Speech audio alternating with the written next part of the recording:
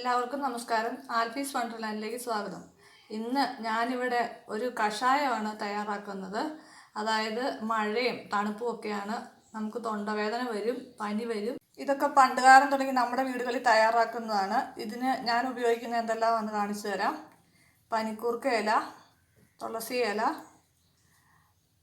ഒരു ലേശം മഞ്ഞൾ പൊടി, ഇത് വീട്ടിൽ തന്നെ പൊടിച്ചതാ. അതുപോലെ തന്നെ ഒരു കഷ്ണം ഇഞ്ചി, കുറച്ച് കുരുമുളക്. ഇഞ്ചിക്ക് ചുക്കായിരുന്നു ഇടേണ്ടത്. എൻ്റെ ഈ ചുക്കില്ലാഞ്ഞ കാരണം ഞാൻ ഇഞ്ചി എടുത്തതാണ്. അത് കുഴപ്പമൊന്നുമില്ല. പിന്നെ ഇതിന് കരിപ്പെട്ടിയോ ശർക്കരയോ ചേർക്കാം. ഷുഗർ ഉള്ളവരൊന്നും ചേർക്കണ്ട. അതെന്നാന്ന് വെച്ചിട്ടുണ്ടെങ്കിൽ ഒരു കരിപ്പെട്ടി മരുന്നാണ്, അതൊരു മധുരത്തിന് വേണ്ടിയാണ്. ഇനി ഇല്ലെങ്കിലും കുടിക്കാം. ഞാനിതൊന്നും ഇല്ലാതെയാണ് കുടിക്കുന്നത്. ഇനി ഇതൊക്കെ ഒന്ന് തിളപ്പിച്ച് എടുക്കാം. ഇതെല്ലാം കൂടെ ഞാൻ ഈ കലത്തിനകത്ത് അടുപ്പത്ത് വെച്ചു. ഇഞ്ചിയും കുരുമുളകും ചെറുതായിട്ടൊന്ന് ചതച്ചു ഇതിനകത്ത് ഇട്ട് കൊടുത്തു. ഇനി നന്നായിട്ട് തിളച്ച് ഇതിൻ്റെ സത്തൊന്ന് ഇറങ്ങിക്കോട്ടെ. നമ്മുടെ കഷായം ഇവിടെ റെഡിയായി. ഞാൻ ഇതിനകത്ത് കരിപ്പെട്ടി ചേർത്തൊന്നുമില്ല. കരിപ്പെട്ടി ചേർക്കാതെയാണ് കുടിക്കുന്നത്.